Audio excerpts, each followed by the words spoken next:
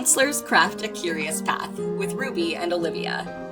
Hi, I'm Caitlin Ruby Miller, a multidisciplinary artist, singer-songwriter, therapist, and wisdom seeker with a background in opera, ceramics, and photography. And I'm Olivia Candosia. I'm an actor, theater director, voiceover artist, early childhood educator, and drama therapist. We are both neurodiverse therapists who strive to infuse more wonder, authenticity, and joy into modern life. We're here to share our hearts and stories, and in turn, listen to yours. Here we gather with you to craft the curious path of life, therapy, and art. Welcome and co-create with us.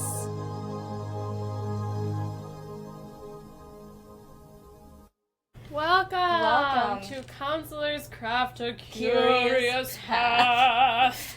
Hi, Caitlin. Hi, Olivia. I want to sing all the time now. Wow. It makes me so happy. Oh, I know. Wow. This has helped me transformed. Isn't This that podcast. wild? Yeah. Just 5? I don't think I did my assignment.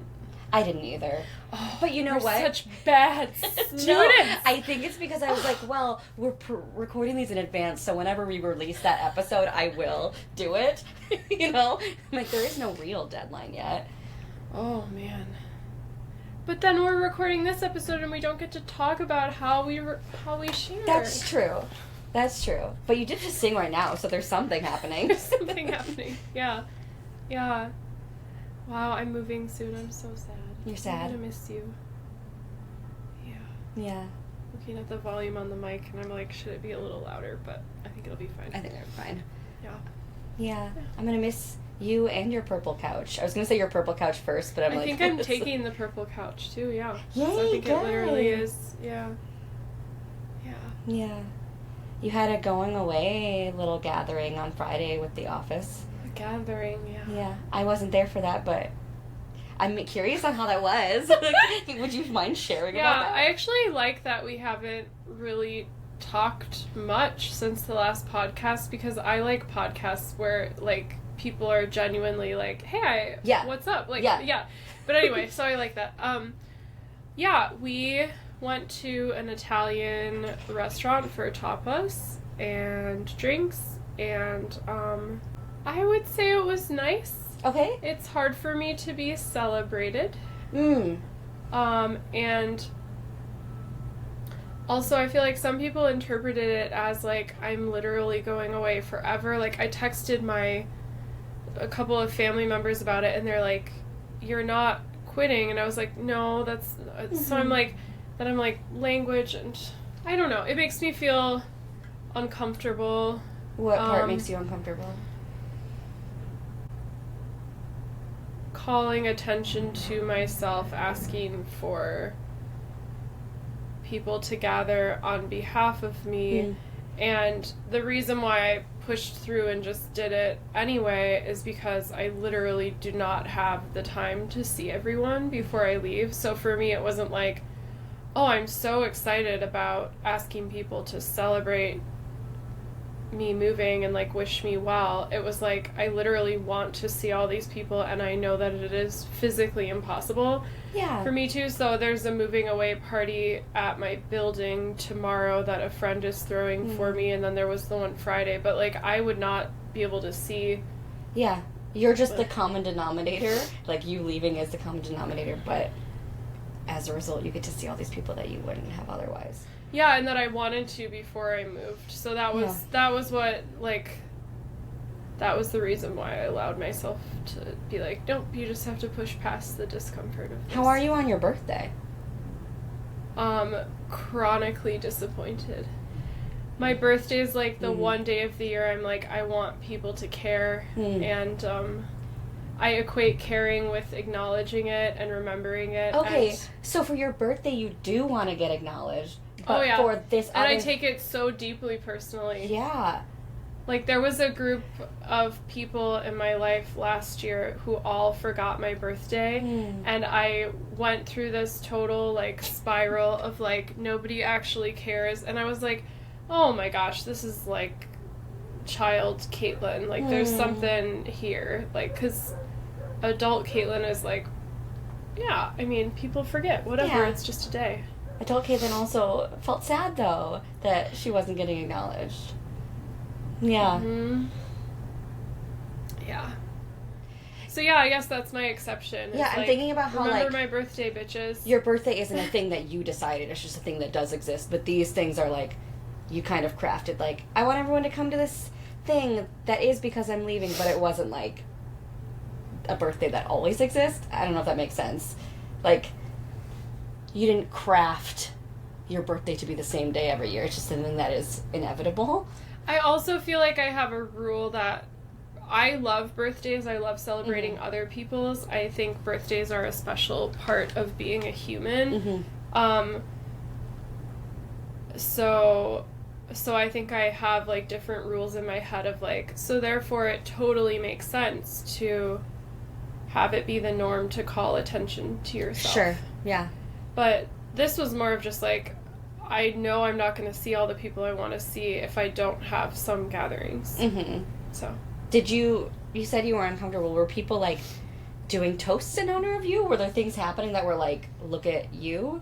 It was clear it was happening because I was moving. Yeah. Like, the people who came to the gathering, I think they all, like, it was not happenstance, and I don't think most of them would have pushed past the, like, oh, I had to get a babysitter for my kids, or I had to cancel this other thing I was gonna do, or I'm gonna ride the train super late at night, or, like, there was another person who attended who's, like, friend and husband came as well, like, towards the end, and I know that's a thing that they probably would have just gone home and not had, so, like, I could tell that there were things people were doing that I was interpreting as they likely would not be doing this, because Effective Artistry tried to just have, like, a random party once, and 2 people showed up.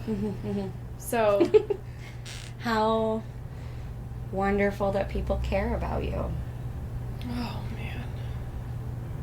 That's a hard sentence. That's a hard sentence? Yeah, which is sad that it's a hard sentence. What does care even mean? I don't know. I don't know, but it's making you sad.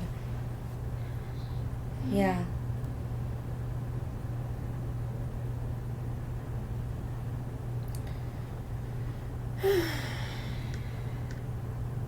Are you just feeling all of the feelings for what moving is? Yeah, I ordered the boxes and I lugged them up to my apartment yesterday, and I was like, this is so many boxes, but I think I probably need all of these, which means they're all gonna be packed. And then I had this, like, burst of, like, hot sweats. Okay. Which I associated with, what is it called? Stress.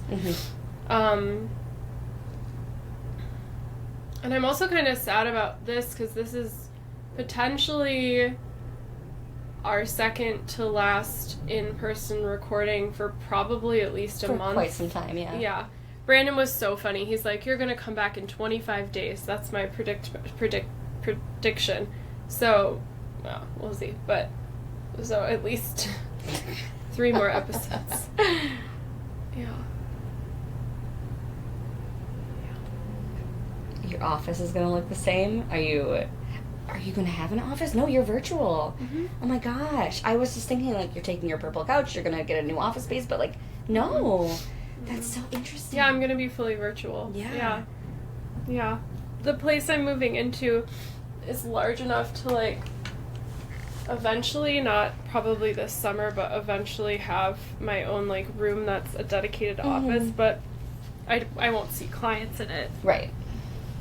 Yeah. Or at least I don't think I will. Never say never, but I don't think I will. Yeah. So.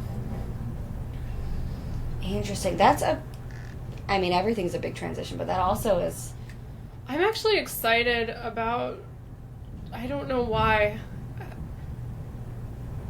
I think I just love my dog so much. I'm excited about being fully virtual because it makes me feel like I could just, like, be like, yeah, I'm going to rent a cabin in Minnesota for a month and just work remotely.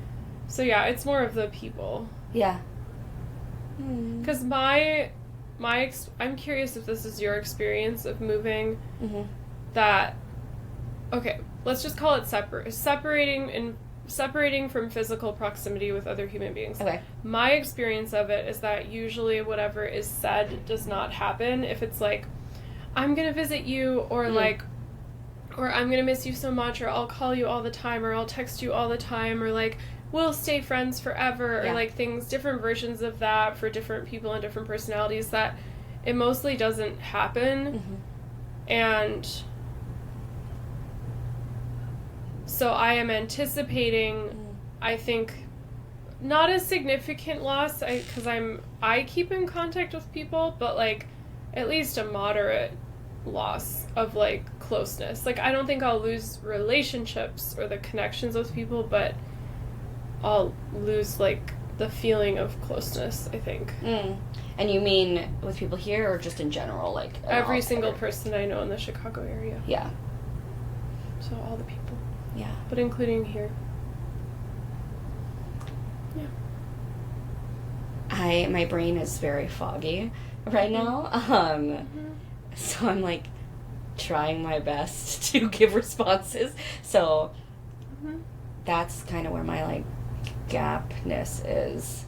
Yeah, I'm getting really sad by the conversation, so then I'm kind of like, okay, my brain is almost just like shutting down, like, because usually in our past recordings I've been like, okay, what's the thing you can say, Caitlin, or something, but I'm just like, I mean, we both had, I just found out today that my grandma passed away, and that is like what's carrying over me, kind of. And you've got this big transition happening for you, and so I think we're both in this moment of like, oh, we're not like zip, zap, zip, zip, zap, zap, like we normally are, which is fine, but I think I wanted to name it out loud and like acknowledge, because I wasn't sure if you were up no, for talking it's fine. about it, but yeah. I kind of, it's a huge loss. It's a huge loss, and to hear your mom kind of grieve the loss of her own mother, and then she asked me to call my siblings to let them know this morning, and then to hear each of their different types of responses was fascinating and beautiful. And like, I always talk about how, death fucking sucks, but like funerals and remembering people's lives is one of the most beautiful things.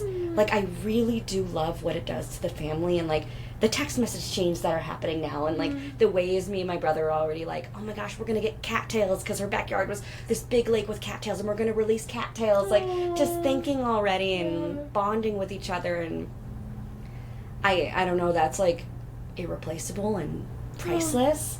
And so I hate that it happened, but I'm very grateful for what is happening to all of us as a family because of it. Well, and that the immediate family response is coming together, because I've seen it where the immediate response is people ripping each other apart. Yeah. Which I hope is not the norm. Who knows? Yeah. So yeah, it's interesting, and anytime my mom cries in front of me, it makes me think of like the first time I saw my mom cry in front of me, and it makes you think of the passage of time and just what being a human is. And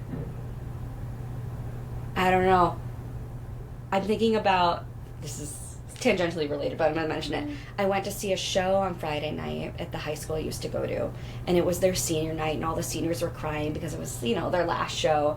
And usually when I watch them, because I've directed at the high school, I went to that high school, usually when I watch those senior nights and them crying, I look back at myself as a teen crying. But this time around, I was looking at them thinking, oh, that's going to be my kid one day.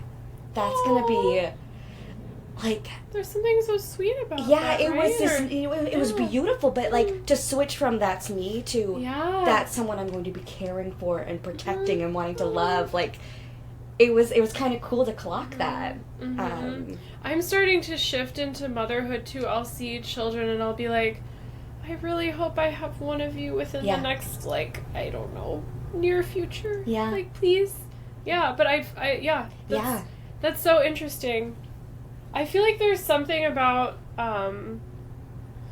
my friend who has a podcast, she's going to interview me. She said her, like, obsession is matrescence, which I think she defined as the period in which a woman goes from being, like, not a mother to a mother, but I can't remember if she said it's when the baby is born or like during the pregnancy or something. But anyway, I was thinking about that, like almost like, I don't know what it would be considered, like pre-matrescence, like like you're like wishing for children in your life and you're not yet in the process of trying to have one, but you're like kind of like welcoming that energy. And I was thinking about the other day, I was like, there would be something maybe relieving. I've heard this from some women. Oh God, I'm worried about saying this on a podcast.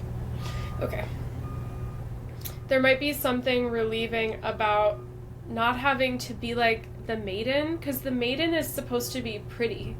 Like, she's supposed, like, and sort of like naive, and something about the mother of like, yes, like it's no longer about beauty, it's about caring. Well, that's and what like I'm thinking about this fitness instructor that I watch, but Oh, I don't really follow. I used to do her workouts, but not anymore. But she just gave birth to a baby, and she was talking about how like, and so there was some like emergency room stuff that they had to do for this child, but how she's usually been about like being fit and healthy and strong. She's like, I don't give a fuck about what my body looks like I want this kid to be healthy. And really sending that message of like, it's amazing like that this kid's health came before like, and someone whose career is fitness too. like, and she's very much about like health versus like looking good, but even just to see that of like, wow, my priorities really shifted. I was getting my hair done and my hairdresser was like, or hairstylist, I don't know the words anymore, but she was like, we think my hair's thinned a little bit, and she was like, it'll thin more if you get pregnant. And there was almost something like, I'm kind of over the stage of like consciously or subconsciously being like, my job is to attract a mate, or like, I don't even know. I don't know what it is. So, not that I ever really consciously thought that. I don't know, I'm kind of tempted to go into the archetypal stuff. Like, it talks about, like, maiden to mother, I think, are the archetypes. Like, and the maiden is, like, I don't know, but... Well, go ahead if you're tempted. I don't know. I kind of want to go back to the moment of you seeing the high schoolers and being like, what would it be like to be a mom to one of these children? Like, I don't know. There's just something so sweet about that. I think about, like, when I went through my first breakup and my mom just was hugging me and being like, oh my gosh, like, it's so heartbreaking to see your child go through that because all you can do is just be with them. And now I'm just thinking about all these connections. Like, my mom today crying on the phone, that heavy grief cry about her own mother passing away and what that means, and just all these like weaves of connection and what one day that could be me and what will be, you know, just what it's so much. It's so much. And yet that connection is just I love being a person. I love everything that comes with it. It's messy and painful, but so beautiful. And to connect with other people about that, I mean, like... It reminds me of, like, the beauty of to, like, have love and lost versus to never love at all, and sort of that, like... Wow, how beautiful that my mother loved her mother in this, like, I don't know, is that part of it? Maybe, I mean...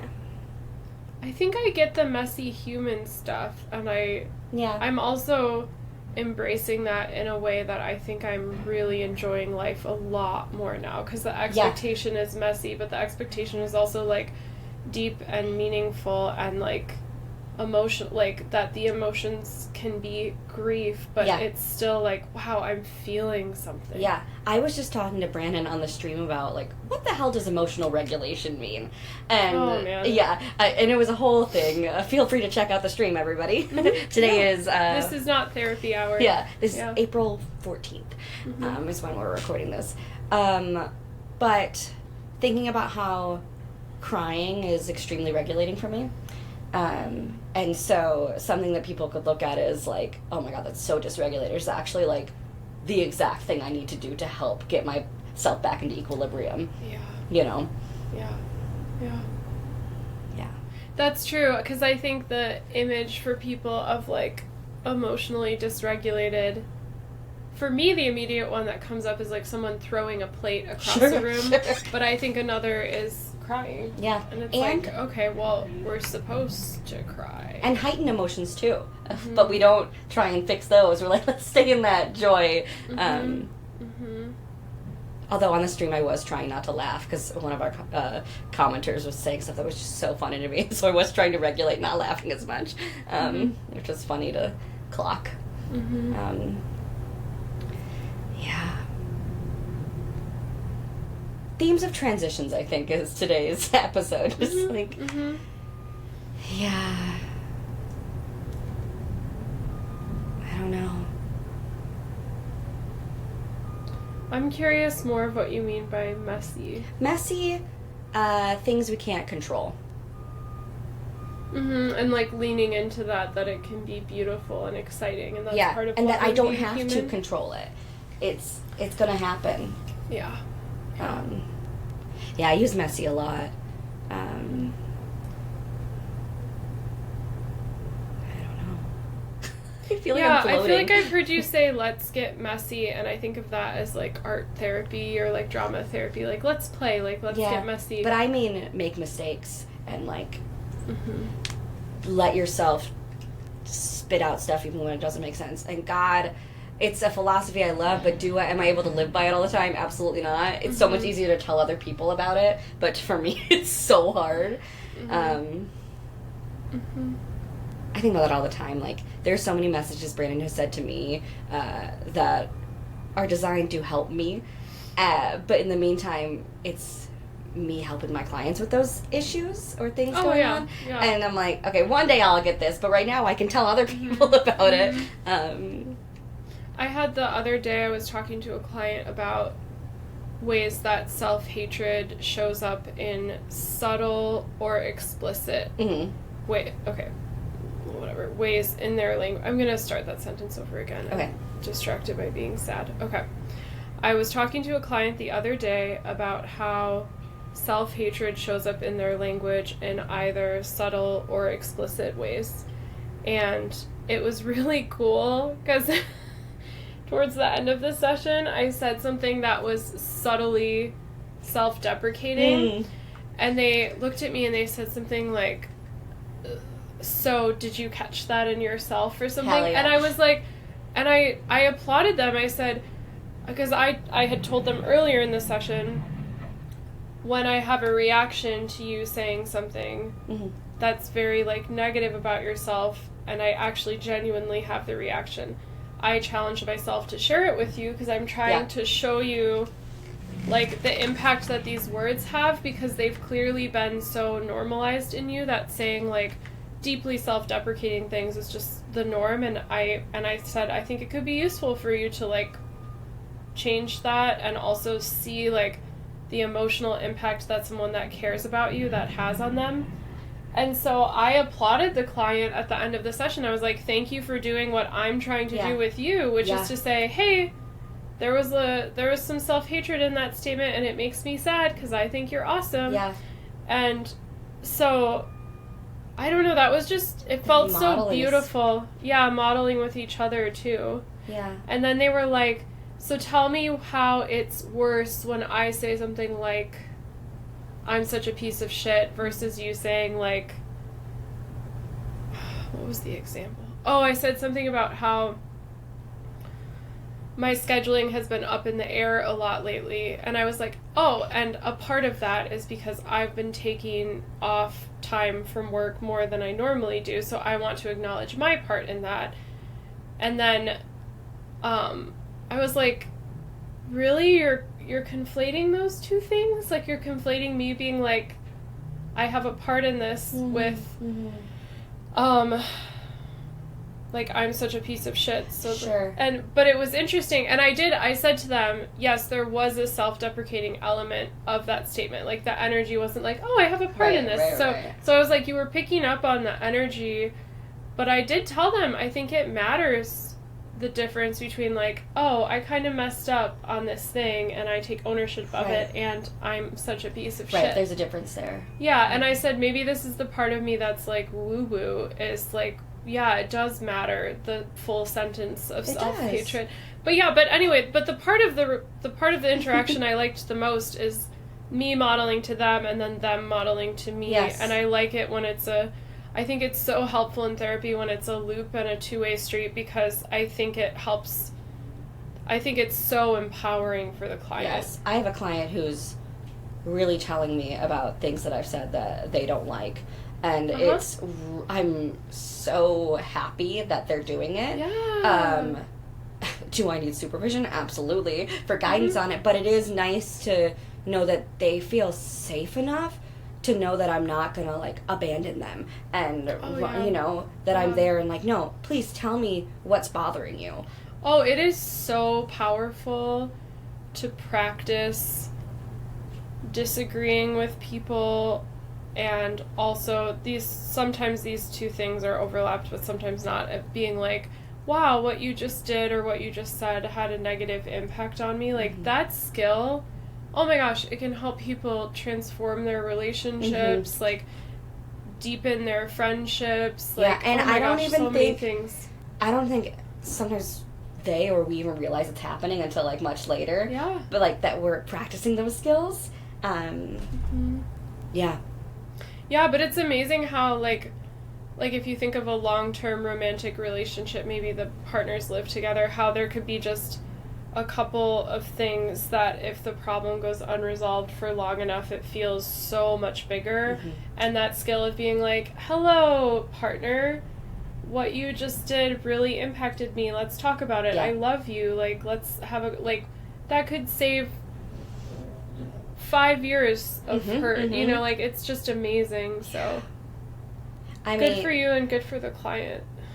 Brandon had told me something that would be beneficial for me to talk to with my partner way back in August, and it took me until December to do it, but I did it, and now, like, it's still very hard for me to bring up things when they, like, come up immediately, but every day I feel myself getting better and better because I have to practice with this guy over here, and in the room with clients, but yeah. No, yeah, it's amazing.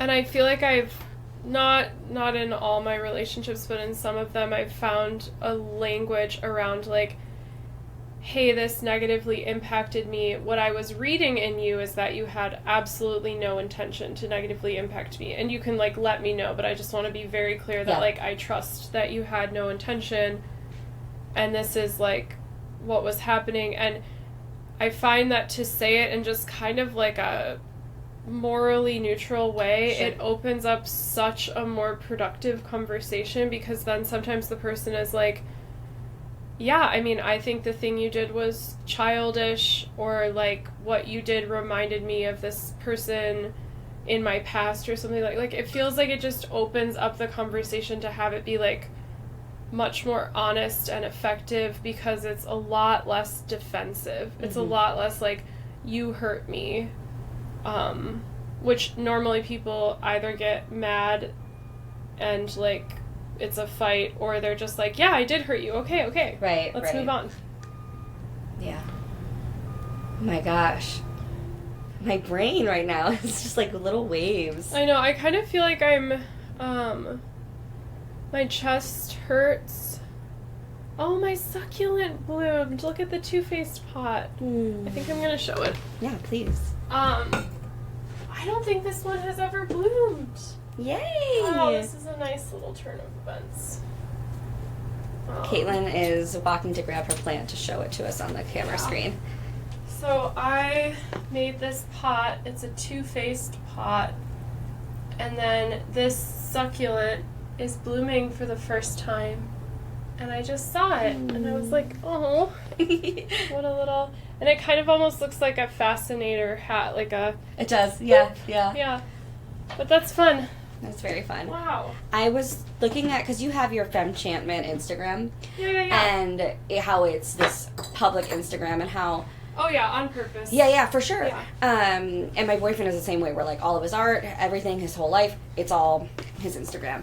But I don't have that, and I'm trying to figure out. I have my drama therapy Olivia Instagram that I'm still. I love the live with drama therapy. I love it. You like that? Okay. Oh, I love it so much. Okay, good. I love like puns. Okay, then yeah. I'll fix it back because I keep switching between the two names.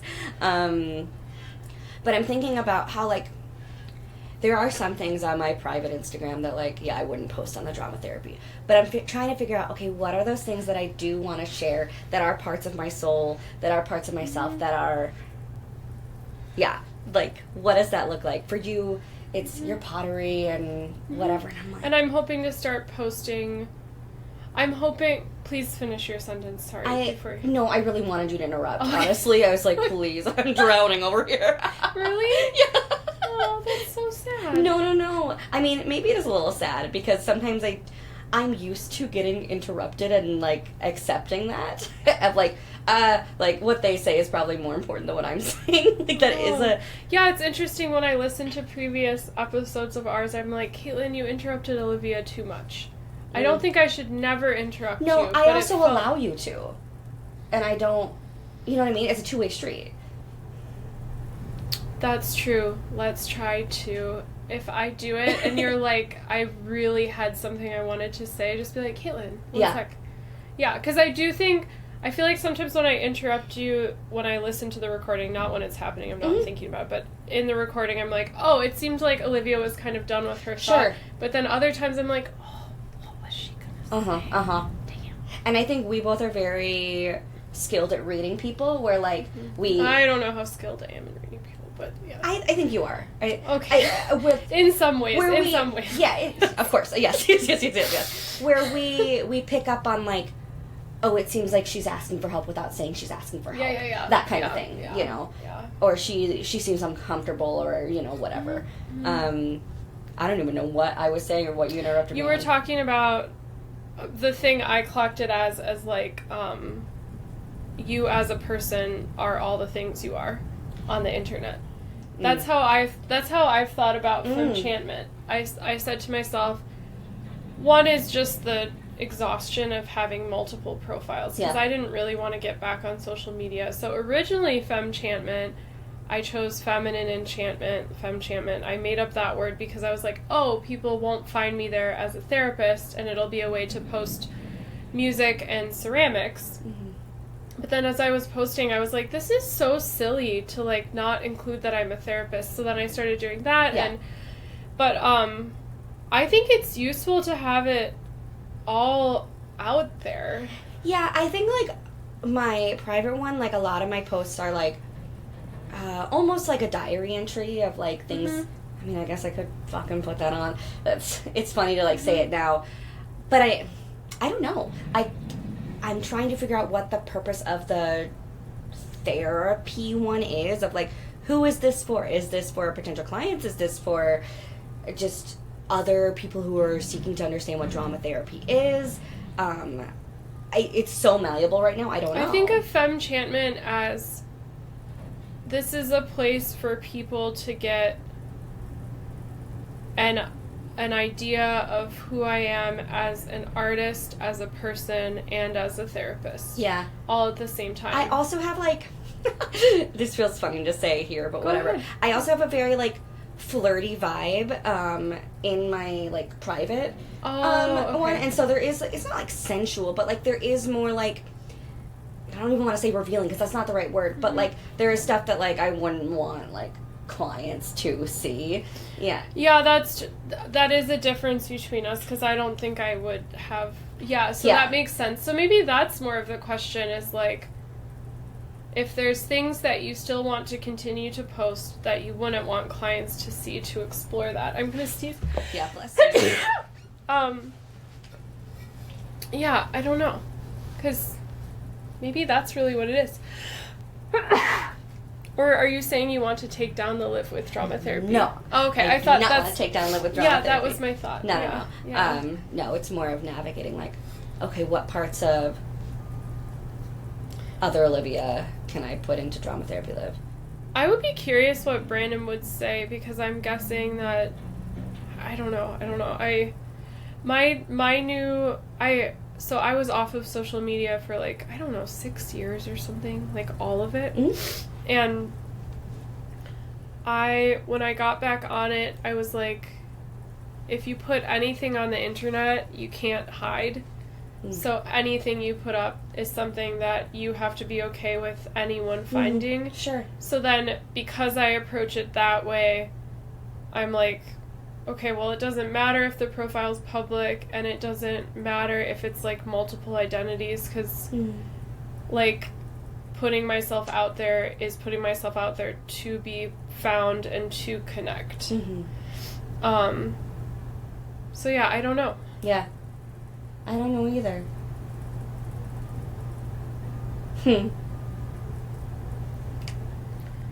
But I also think I'm, like, a pessimist about privacy. Like, when people talk about privacy, I'm like, I don't think privacy exists in digital form in a way that we would want it to. Yeah, it's interesting. Like, I work at a behavioral hospital, and I'm pretty open with the patients about myself, or, like, if they ask me, like, my ethnic background, or, like, whatever, I'll tell them, like, yeah, I'm half Cuban, my dad was born in Havana, whatever, and other therapists will come up and be like, oh my god, this floor was so annoying. I'm like, well, why? And they're like, they kept asking me, like, where I'm from. Oh, how dare they treat us like humans. And then that's all that they wanted to talk about. And it's, like, interesting that type of privacy, I'm like, I don't care. I want you to know you're curious, and it's all that's on your mind until we address what's on your mind. Like, we're not going to be able to talk about anything else. And, like, that ended up being your whole whatever session with them, and you were getting annoyed by not, and so that type of privacy, whatever, I don't know. Oh, yeah. But I just don't. Oh, I'm trying to say, like, I still keep a lot of things private to me. I just don't post it anywhere. Sure. So I think that's the point I'm making. Not that, like, you should be shamed, like, you should, like, literally post everything, but that, like, there are things that I'm guessing you're talking about on your personal profile that I don't think I would ever put anywhere on the internet. So that's more of the point I'm making. That's so funny. And then, like, even on my personal profile, I'm still modeling for people this vulnerability of, like, it's a different kind of modeling, though, than I would, I don't know, Caitlin. There's a lot to dig into here. Interesting. But I think I feel like modeling vulnerability for clients could be a really beautiful thing. And it's like, what does that look like? Yeah. Oh, man. I was thinking about that I looked at the Inclusive Therapists Facebook page, or no, Instagram page, and they had videos of therapists talking about transness, and some of them were, like, I would say very political, and in ways that I was like, thank God it's becoming more normal for therapists to have opinions, to have their own identities, to be, like, real. I think it's so helpful for the industry, but that is still new-ish. It's still so I feel like you're kind of part of that, and I'm kind of part of it too, like a wave of, like, younger therapists who are like, wait, actually part of us helping our clients is being real. Well, I'm thinking about how I finally made a video for my, whatever it's called, Psychology Today, and how, someone's like, you need better lighting for that. I'm like, yes, I do, but I put something up there, and I'm proud of myself. Wait, who said that? One of my colleagues. Okay. They're like, this is great, Olivia, but I think you should have different lighting. And I'm like, okay, that's fair, but right now I'm not going to do that. But I loved it. And I love it. I had so much fun recording it, even when I was getting frustrated. I was still having a lot of fun. But there is still this, like, little embarrassment inside of me of, like, oh man, it's that word messy again, or like, you're so big, you're so are you grounded, are you seemingly grounded enough that someone's actually going to be, like, pulled to want to work with you? And that's so does that happen for you in our recordings or in, like, the stream with Brandon? No, not at all. Not in the slightest. I'm curious, what are the differences that you feel like it's coming up more I for think, you? like, when I look at all the other videos on there, I know I am not hi, I specialize in this and that, and I hope to see you. Like, I know that's the norm. the norm. Okay. Yeah. Okay. And so when I think about people searching for a therapist, I know not everyone's looking for, hi, I specialize in. Like, they're looking for people like and us. even Psychology Today now will say, I think the prompt, or I saw this somewhere, the prompt is like, talk to the potential client like you're just meeting them for the first time. Like, I actually think they're trying to make them be more like what you did. And so, but I still get a little, like, nervous because I'm like, not everyone's doing this, and I'm just, like, one of the small examples of what it could be. And I also think, like, until I get someone reaching out to me saying, hey, I saw your video, I'm gonna feel this way. Like, it's almost like you experimented with something and you wanted to be a part of attracting new clients. Yeah, and I mean, I literally just did it, and I know it takes a while to build a client base anyways. Yeah, it doesn't always, but sometimes. But I know that, like, helping a video or posting a video does help, and so I'm like, okay, I just posted it. And by, like, a lot. Like, I forgot, like, 20 times more views or something. I mean, it makes me think of your plant. Bear with me here. You brought your plant over and you're like, oh my god, it bloomed. I think about any time I water my plants and then I look out the window immediately after I water it to be like, are you blossoming? Are you blooming? Like, and so it's me with that video right now of like, anybody? I'm starting to have that impulse with the podcast. I'm like, okay, we need to get an episode out there, so I feel like there's a seed under the ground. Yeah. Which obviously right now the delay is my end, but just to see the... I mean, another thing, Olivia, that I'm thinking is, like, for me in making videos talking about my work as a therapist, I've made,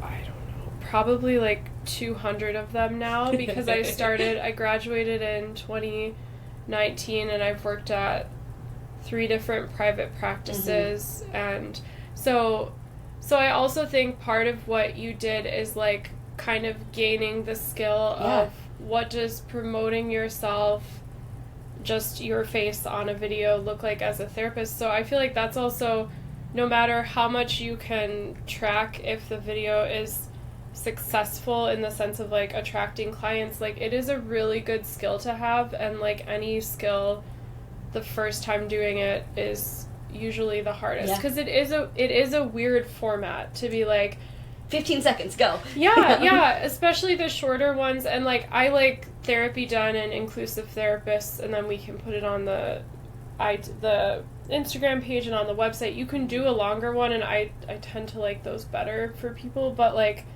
yeah, it is a weird skill. Yeah. And Psychology Today still, I think, is the #1 referral source online, so they're dominating the industry, and it's like...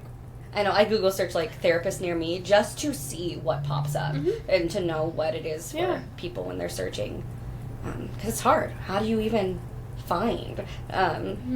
So I guess I am glad. I am so glad, and I'm so proud of myself for posting it. Yeah.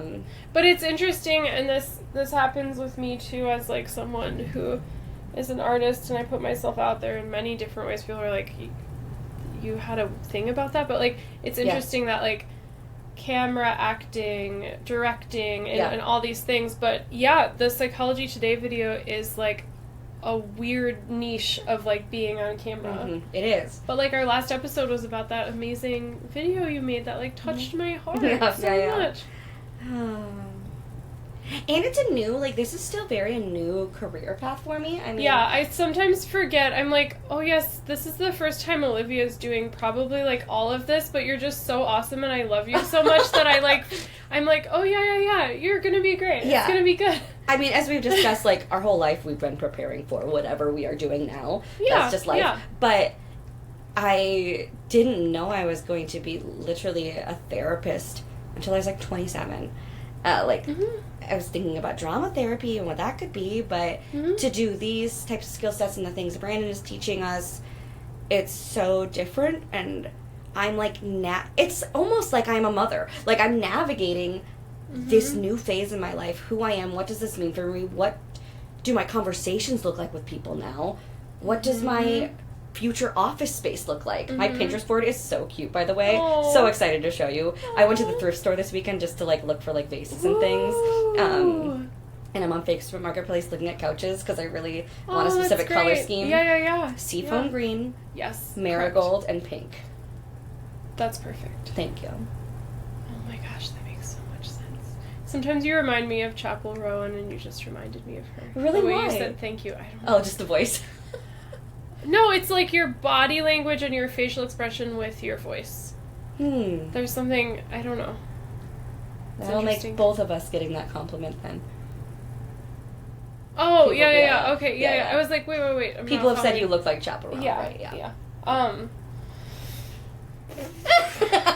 Yeah, no, it's okay. Throw it back at me, friend. Throw it back at me. We both have to do this. But yeah, no, it's I'm glad you're here because I think it'll make figuring out how you fit in the industry as a therapist faster, but it is hard to figure out how you fit in the mental health industry. Okay, wait, I'll talk about it as myself. It was hard for me to figure out how I fit in the mental health industry for many different reasons, but like I think it's really beautiful you're like trying to envision what is your identity as a therapist, because there are plenty of jobs, at least for me, that I could be doing in mental health where I would likely quit and change careers if my mindset was this is the only job I can do. Yeah. Because there's so much like burnout in the profession and stuff. So to figure out what is a sustainable mental health industry identity for you. And to know that, like, I'm working at a place that invites that and encourages that, to know that I'm not just going to be, and for some people that's what they want and that's fine, but for me, I know I want to like do outreach and do like community things and do speeches and workshops, like, and I was so scared that I would not be able, no, that's a lie, I was not so scared, but no, I just said that because I felt like it was the right thing to say. I was not scared. I knew that that's what I was going to do. It was just a matter of finding the place that would invite that. Oh, yeah. And I applaud your, like, trust in your inner voice, because that is going to save you a lot of pain. How do you mean? So the average person graduating with a counseling degree, whether it's, like, social work, counseling, marriage and family, to ask the question, like, how can I be a successful therapist? I don't think they would be doing what you're about to do. In some ways they would, in some ways they wouldn't, but, like, so I think it's really a gift to yourself to start with the question, like, what is my authentic identity as a therapist? Because I think it will save you And you know what's so much stress. What's interesting is it's just what is my authentic identity? And everything else comes with it. And that's kind of what we've been talking about throughout all of these. Yeah, and I think maybe the practical aspect of this is what is your authentic identity, and how can that manifest, like, in the industry as a therapist? Yeah. Because you'll likely, like, you will be doing therapy, but your authentic identity matters so much. Yeah. I'm thinking about, like, my undergrad is in acting and me navigating, okay, what is that identity? What is that theater identity? And just how it took so many different forms. I almost feel like there's less choice in that, too, because it's like, this is your, like, type. This is your cast. This is what you'll be cast as in the industry. So, like, even if you're like, this is the niche I want as an actor, there's still so much, like, but this is who you Did I will ever be. tell you about Type Day? I think you might have, and I remember getting angry. Yeah. Type Day in our acting Oh, class, gosh. where our teacher went around or each of us had to stand in front of the group and we all had to write down the types that they would play. And then we had to, like, put our hands up to see if we could be hand models. Our teacher would go around and say if you could play gay or straight, which was insane back in 2012 or 2016. Ooh. Yeah, I don't know if they would do that anymore. That was nuts, though. We were all like, what the fuck? But I was told that I would be an immigrant orphan. Someone else was told they'd be a terrorist.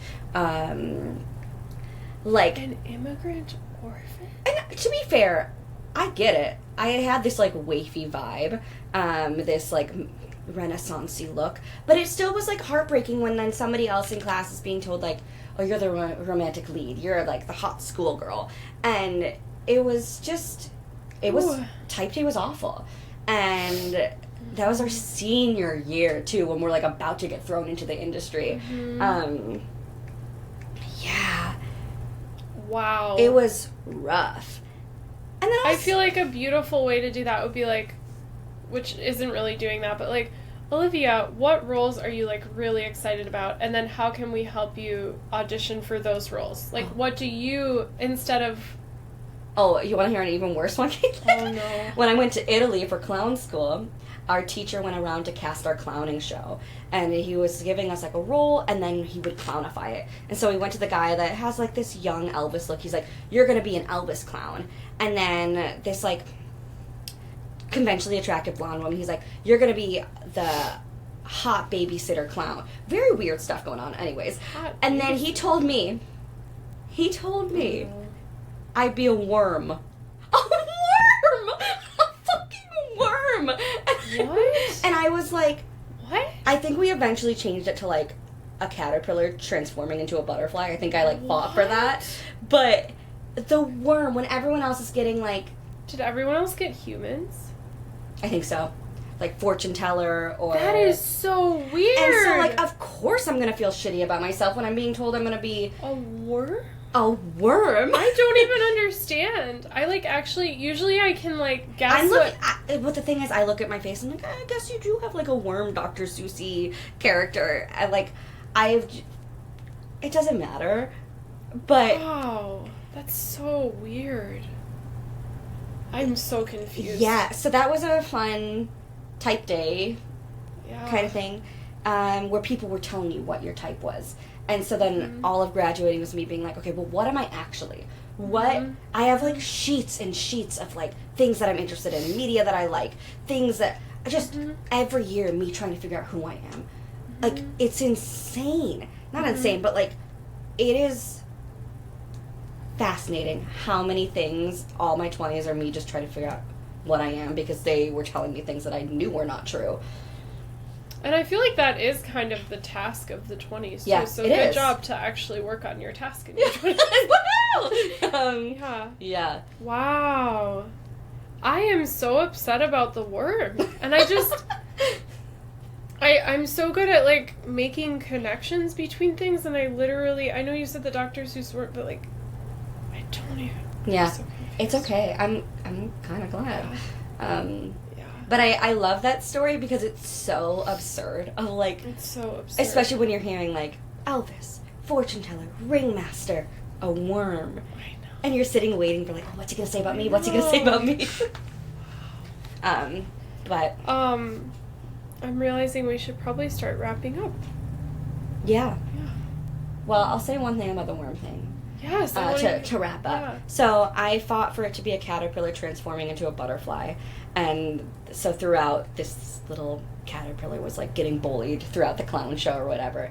And then I had sewn on some, like, rainbow wings underneath my costume to, like... It was really cute and beautiful. Ooh, and maybe I'll find a photo. I want to see a photo. Yeah, definitely. And lo and behold, and this always happens, or frequently happens, the audience loved that character because it was so relatable to feel like an underdog and then, like, triumph or, like, have a moment of victory. And I love being able to portray that for people in my performances. That underdog role. And transformation. Yes. I also love butterflies. Luna moths, monarchs. Luna Moth would be a pretty girl name. We're like, children. Anyways, thanks for checking in with us today. I love, sorry, I'm stuck on the caterpillar butterfly thing. It's just beautiful. I really, please at some point, no rush. I would love to see a photograph. I'm immediately, as soon as we hang up off of this, I'm going to go find it. Okay. Yeah. Well, thank you for listening to Counselors Craft a Curious Path. We will hopefully start releasing stuff soon. We are both therapists working at Effective Artistry, which is a neurodiversity affirming group practice in Illinois. exciting news for me. I'm now licensed in both Wisconsin and Illinois, and Olivia can see clients who are Illinois residents only for now. And yeah, I don't know. There's And I've got The reduced world fee is- slots available. yeah. So Yeah. that's nice. And we're just gonna. Oh, I'm gonna give myself a homework assignment, which is to share a recording of myself singing with one person in my life. I don't think I'm quite ready for internet yet. Yeah. But like one person. I think that'll be my way of like blossoming into a rainbow butterfly like you did at clown school. Amazing. Yeah. Thank you. I want to like Thanks. give you a hug. Hi. This was intense. It was really helpful though. Yeah. Okay, bye. Bye. See you later.